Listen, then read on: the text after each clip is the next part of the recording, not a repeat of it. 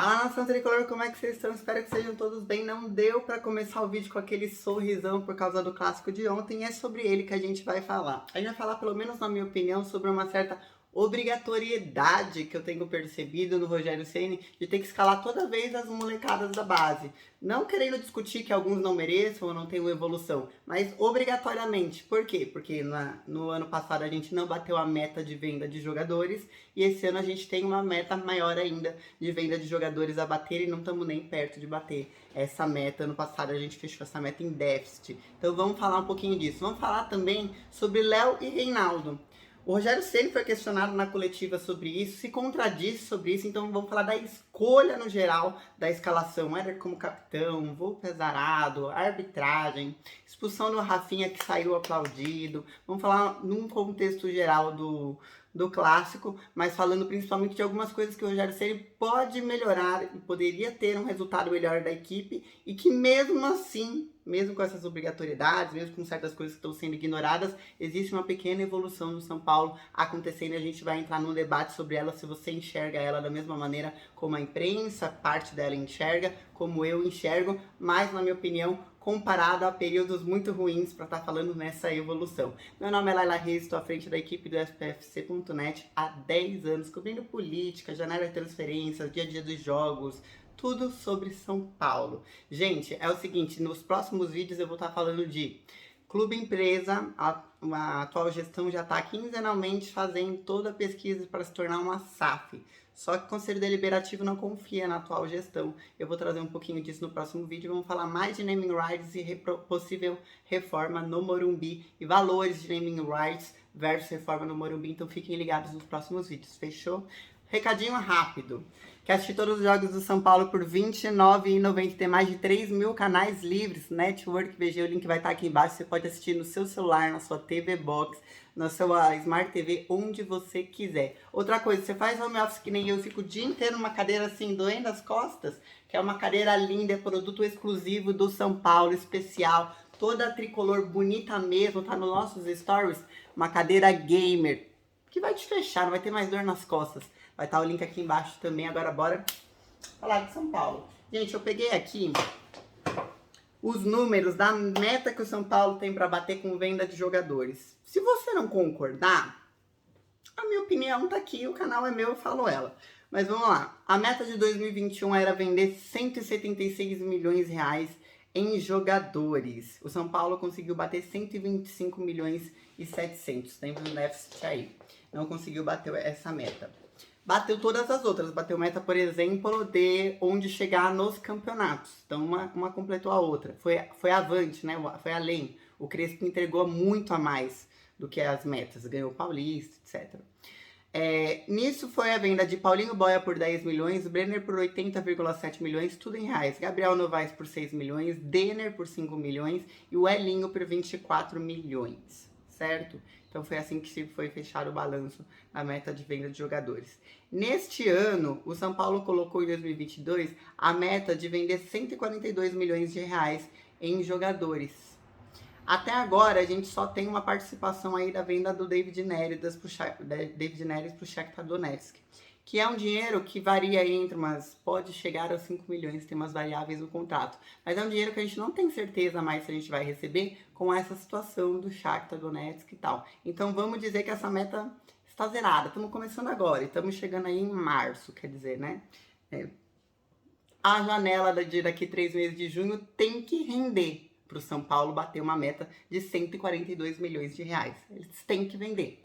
Isso tem fundo da dívida que tem que pagar, fundo de parcelas, fundo de você querer colocar a casa em ordem para discutir SAF, que não adianta discutir SAF, que você tem que falar de patrimônio e vender o São Paulo, você vê o valor que o Cruzeiro foi vendido, o valor que o Vasco foi avaliado, então você vai avaliar o São Paulo com uma dívida de 700 milhões, você tem que começar a diminuir, senão o seu patrimônio não vale nada. E é o São Paulo tricampeão mundial. Aliás, ontem a torcida, pelo menos a piada continua sem mundial, representou, provocando os palmeirenses.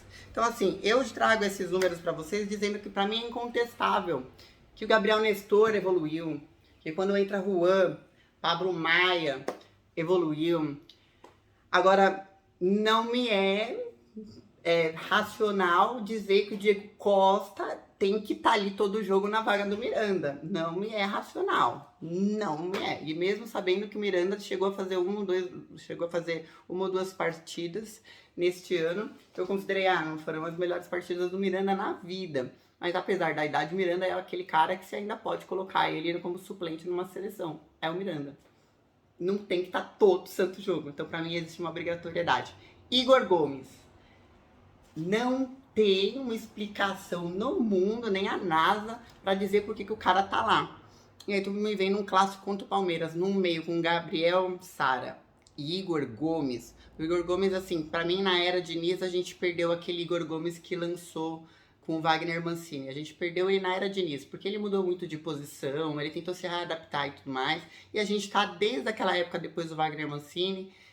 Foi um pouquinho bem ainda como o Cuca, mas depois eu tô esperando um novo Kaká. E ele nunca apareceu, e não vai ser agora. Só que, exatamente porque ele não tá aparecendo, que você tem que vender. O Wagner Ribeiro pode dizer que tá, sei lá, o PSG atrás do Igor Gomes. O Wagner Ribeiro, que é o empresário dele, diz: tá todo mundo atrás do Igor Gomes. Mas enquanto não tiver proposta na mesa, nego, não é real. Então, pra mim, pra bater essa meta de 142 milhões, na minha visão, eu vejo muito claro o São Paulo tentando vender o Igor Gomes, tentando vender o Gabriel Sara, tentando empurrar o Diego Costa. O Pablo Maia eu acho que não. Eu acho que o Pablo Maia foi mais uma evolução e o São Paulo quer que o Pablo Maia vire um Luan.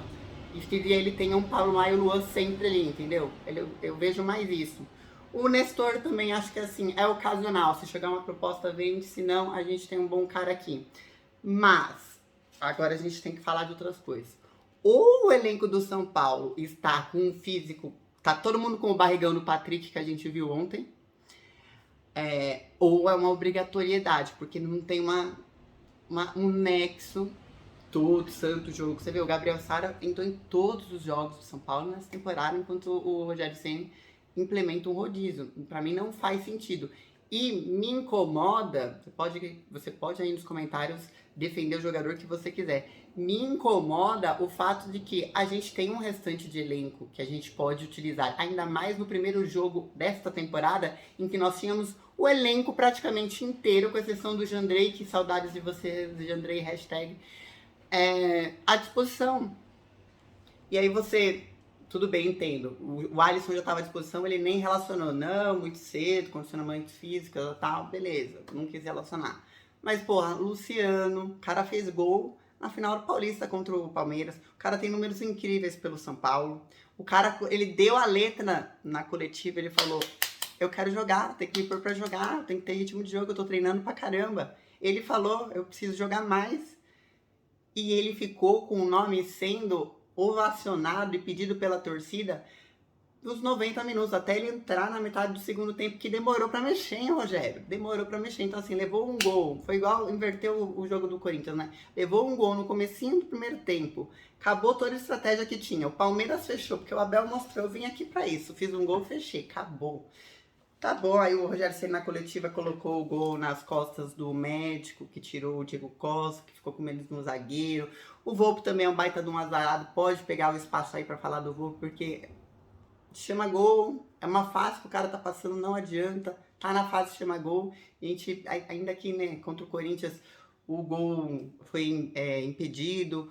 O primeiro lance do Palmeiras, alguns segundos antes do primeiro gol, já estava rendido na situação, então assim, não tem segurança para pegar, para fechar gol, não dá para contar com ele. Mas voltando aqui a falar, até perdi um pouquinho do ritmo, mas tem muitos outros nomes. Luciano tinha que ter entrado, confesso que o Luan para mim fez faltas, o Rigoni podia ter entrado, podia ter começado com o Marquinhos, podia ter feito de tantas maneiras essa escalação. Eu tinha visto uma escalação anterior que entrava com o Luan de inicial, não tinha o Igor Gomes, entrava com o Rigoni, entrava com o Luciano e o Calleri. E eu pensei, era o Reinaldo na lateral esquerda, eu pensei, tá, vamos pro jogo, tava tranquila. Quando eu vi a escalação, eu falei, não, colocar o Léo na lateral esquerda, pra mim é dizer, tô com medo de levar gol. Por quê? Num time que você tá jogando contra a melhor defesa do campeonato, Palmeiras. Então você vai ter dificuldade para passar nessa defesa. Era a primeira contra a segunda melhor defesa do campeonato. Então, na minha visão, pelo menos no meu estilo de jogo e pelo que eu esperava do Rogério Ceni, tu vai pra cima, porque pra mim é o cara que vai pra cima. E ele me entra com o Léo. Pra mim, ele tá com medo de levar gol quando ele entra com o Léo. Porque ele entra com um cara que tem só características defensivas. Foi questionado pra ele isso na coletiva. E ele respondeu o seguinte: o Reinaldo, ele é melhor em cruzamento, é melhor no combate 1 a 1 e é melhor em enfrentamentos do que o Léo. E elogiou o Reinaldo. Então por que raios tu não entrou com a porra do Reinaldo? Se a gente precisava ofensivamente. O jogo só começou a andar, ele começou a falar, mas depois do primeiro gol, o Palmeiras se fechou, e aí é onde ele disse que o time, que eu quero debater com vocês, evoluiu. O Palmeiras fechou e aí o melhor jogador da partida foi o Everton, porque teve muito trabalho, fez belíssimas defesas mesmo, até pegou de rebote, etc. Mas o Palmeiras não conseguiu jogar. Eu não vi o Palmeiras não conseguindo jogar. Eu vi um São Paulo que atuou um pouquinho mais e demorou para acordar em campo. Mas não era a melhor escalação, não era a melhor estratégia. Só começou realmente a entrar pro jogo e falar, estou incomodando, quando você tinha o Luciano e o Marquinhos juntos. Fora isso, a gente pode aplaudir quem foi expulso, que foi o Rafinha. A arbitragem chata, até de Gandula reclamou, de tudo que era possível reclamou. Para demais o jogo, não dá um negócio. Mas assim, o Rafinha levou o primeiro cartão amarelo, tinha dado uma voadora com uma tesoura no cara. Fala pro árbitro, primeira falta não dá direito a cartão. Eu achei ele muito malandro. O cara é bom de clássico, né? E saiu aplaudido porque foi aguerrido. Ele tava no ar do clássico. Quando o Palmeiras fez o gol, que o Rony foi mandar o estádio calar a boca, quem foi pra cima dele foi o Luciano e o Reinaldo. Então, assim, o Reinaldo, ele tem ar de clássico. Ele sempre foi contra o Corinthians, contra o Palmeiras, aquele cara esquentadinho. O Luciano, ele tem ar de clássico. E isso impera. Isso impera na hora de você entrar num jogo, que é um campeonato à parte. E ainda mais que a gente não tá ainda classificado para as finais. E agora vem o Mirassol contra o time B, porque tá de olho no Manaus, porque foi 0x0 contra o Campinense. Então, assim, olha só, será que eu tô muito louca?